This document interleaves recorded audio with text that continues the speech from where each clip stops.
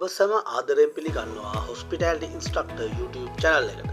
ඉතින් අද අපි කතා කරන්න යන්නේ හොටෙල් ක්ෂේත්‍රයේ අතිශය සුන්දර හා විනීත කාර්යයක් වන ටී සර්විස් ගැන.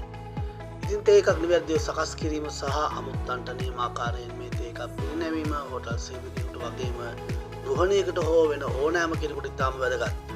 දැන් මොකද කොයි කාට වුණත් තමන්ගේ ගෙදරදී වගේම කාර්යාලයේදී වුණත් තමන්ගේ අමුත්තන් සඳහා තේ එකක් දෙන්න වෙන අවස්ථාවල් එන්න පුළුවන්. ඉතින් වැඩි කතා නැතුව අපි යමු අද වීඩියෝ එකට. ඉතින් තවමත් මගේ channel එක subscribe කරලා නැත්නම් දැන්ම channel එක subscribe කරලා ඉන්න. ඒ වගේම මේ වීඩියෝ එකට like කරලා comment කරන්නත් අමතක කරන්න එපා. එහෙනම් අපි යමු අද වීඩියෝ එකට. ඉතින් තේ කියන්නේ අද ලෝකයේ ජනප්‍රියම පානයක්. අපිට වෙළඳ පොලේ හමු වන තේ වර්ග බොහොමයක් තියෙනවා. ඒවා අතරින් නිතරම ඇහෙන නම් කීපයක් තමයි මේ black tea, green tea, herbal tea, flavored tea වගේ ඒවා. මේ තේ වර්ගවල රසය, ගුණය හා මේ තේ පිළිගන්වන ආකාරය වෙනස්. black tea බොහෝ විට මිල්ක් එකක්, ඒ කියන්නේ කිරි එක්ක හෝ පිළිගන්වන්න පුළුවන්. ඉතින් ඒකට වඩාත්ම සුදුසු වන්නේ ඔබ නිතර අහලා තියෙන BOPF වර්ගයේ හෝ BOP වර්ගයේ තේ වර්ග. මොකද මේ BOPF සහ BOP කියන කැටගරි වල තියෙන තේ වල කහට ගතිය ගොඩක් වැඩි. මොකද කිරි තේ එකක් පිළිගන්නවත් ටිකක් අද කහට ගතිය තමයි කිරි තේ එක හොඳ නේද? ඉතින් එහෙනම් green tea පිළිගන්වනවා නම් පිරිසිදුවට කිරි නැතිව පැහැදිලි කෝප්පයකින් පිළිගන්වන්න පුළුවන් green tea එකට යොදාගන්නේ උණු වතුර විතරයි. ඒ වගේ ලෝකයේ දැන් ගොඩක් ජනප්‍රියලා තියෙනවා herbal tea, ඒ වගේම flavored tea. ඒ වගේ තේ වර්ග පිළිගන්වනවා නම් ගොඩක් හොඳ ක්‍රමය වන්නේ කිරි හෝ සීනි හෝ කිසිම දෙයක් නැතුව එම තේ වර්ගයේ පමණක්ම පිළිගැන්වීමයි. එතකොට තමයි ඒ තේ වර්ගයේ තියෙන රසය අපි කියන අර ඇතුළට ඉන්ෆියුස් කරලා තියෙන ඒ රස හොඳට ඒ තේ එක බොන අමුත්තට එන්ජොයි කරන්න පුළුවන් වෙන්නේ. ඉතින් අපි පස්සේ දවසක වෙනම වීඩියෝ එකකින් කතා කරමු කොහොමද තේ වර්ග වලට විවිධ රසයන් ඉන්ෆියුස් කරන්න කියලා. දැන් ඉතින් අපි කතා කරමු හරියට තේ එකක් හදාගන්න අපි කොහොමද ඒකට අවශ්‍ය කරන උපකරණ ටික හරියටම සකස් කරගන්න කියලා. ඉතින් ටී සර්විස් එකක් නැත්නම් තේ එකක් හරියට පිළිගන්නන්න පටන් ගන්න කලින් ඔබට අවශ්‍යයි මේ තේ එක හදාගන්න උපකරණ ටිකක් තියෙනවා. ඒ ටික සේරම සූදානම් කරගන්න. ඒ සඳහා ඔබට අවශ්‍ය වෙනවා පිරිසිදු ටී පොට් එකක්, ස්ට්‍රේන් එකක්, ඒ කියන්නේ තේ පෙරණයක්, ටී කප් සහ සෝසර්ස්, sugar bowl, milk jug එකක්, ටී ස්පූන් සහ නැප්කින්. ඉතින් මේ සියල්ල පිරිසිදුවට හොඳ තත්ත්වයෙන් සහ අලංකාරවත්ව සූදානම් කර ගැනීමෙන් හොඳ තේ එකක් රසට වගේම පිළිවෙලට තමන්ගේ අමුත්තෙක්ට පිරිනවන්න අත්‍යවශ්‍යයි. මොකද අපි මේ තේ එක පිළිගන්නන විදිය අනුවම අපේ අමුත්තාගේ හිතේ අපි ගැන හොඳ යහපත් ආකල්පයක් ඇති කරන්න අපට පුළුවන් වෙනවා. ඉතින් දැන් මේ අවශ්‍ය කරන උපකරණ ටික ලෑස්ති කරගත්තට පස්සේ අපි කතා කරමු කොහොමද මේ තේ එක හදාගන්නේ කියලා. ඉතින් මම කියපු විදිහට සේන උපකරණ ටික අරගෙන පළමුවෙන්ම මේ තමන්ගේ ටී පොට් එක සහ ටී කප්ස් ටික උණු වතුර දාලා උණුසුම් කරගන්න ඕන. මොකද ඔබ දන්නවා අපි පොට් එක ඇතුළට උණු වතුර ටිකක් දාලා හොඳින් උණු වතුර පොට් එක ඇතුළේ එහාට මෙහාට කරකවා ගන්නවා. එතකොට තමයි අර සීතල වෙලා තියෙන මේ ටී පොට් එක හොඳට උණුසුම් වෙන්නේ. එතකොට තමයි අපි හදලා මේ පොට් එක ඇතුළට දාන තේ එකේ උණුසුම රැඳිලා තියෙන්නේ නිවෙන්නේ නැතුව. මොකද ටී පොට් එකත් හොඳාකාරව උණුසුම් වෙලා නැත්නම් තේ ටික ඇතුළට දාපු ගමන් තේ එකේ තියෙන රස්නයෙන් ටී පොට් එක උණුසුම් වෙන්න පටන් අරගෙන තේ එකේ රස්නය අඩු වෙන්න පටන් ගන්නවා.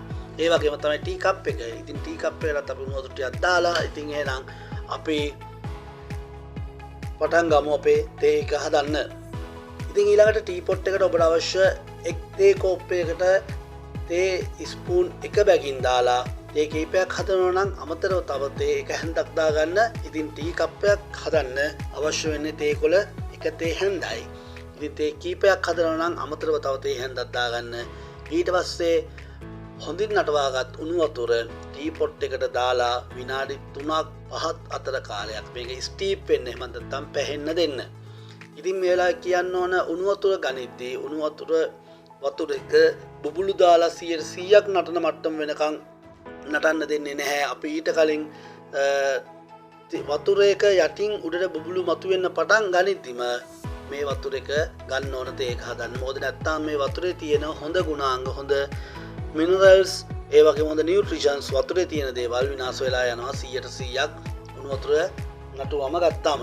ඉතින් අපි ඒ ගානට යටින් ඉඳන් උඩට බුබුලු වෙන්න පටන් ගන්න උණු වතුර එක අරගෙන අපි ටී පොට් එකට දාලා විනාඩි 3ක් 5ක් අතර කාලයක් මේක ස්ටීප් වෙන්න. එහෙම නැත්නම් මම කලින් කිව්වා වගේ පැහෙන්න තියන්න ඕන.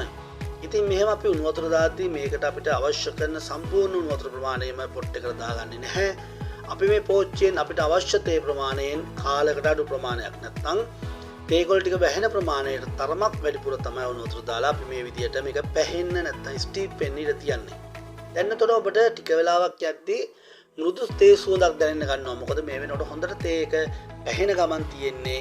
ඉතින් මෙහෙම පැහෙන තේ එකෙන් අර තේ එකේ තියෙන නැවුම් සුවඳ ඒ කහට සුවඳ ඔයාලට දැනෙන්න පටන් ගන්නවා.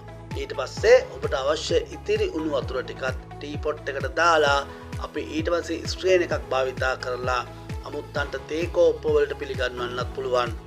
එහෙමත් නැත්නම් නැවුම් ටී පොට් එකකට නැවත වරක් අපි පාවිච්චි නොකරපු අලුත් ටී පොට් එකකට මේ තේ එක පෙරාගෙන ඊට පස්සේ ටී කප් ටිකත් එක්කම අමුත්තාගේ මේසෙට පිළිගන්වන්න පුළුවන්. අමුත්තාගේ රුචිය පරිදි මේ තේ එක Tamanට හදාගන්න. ඉතින් මේ වෙලාවේදී අමතක කරන්න එපා sugar අවශ්‍ය කෙනෙක් ඉන්නා ඔහුට හෝ ඇයට අවශ්‍ය sugar ලබා ගන්න sugar bowl එකක් අමුත්තන්ගේ මේසෙට පිරිනමන්න අමතක කරන්න එපා. ඉතින් ඔබ තේ පිරිනැමීමේදී ඔබ සෑම විටම ඔබගේ අමුත්තාගේ දකුණු පැත්තෙන් පිරිනැමීම සිදු කරන්න. sugar සහ milk වෙන වෙනම ලබා දී අමුත්තන්ගේ තමන්ගේ කැමැත්ත අනුව තේක හදාගන්න ඉඩ දෙන්න.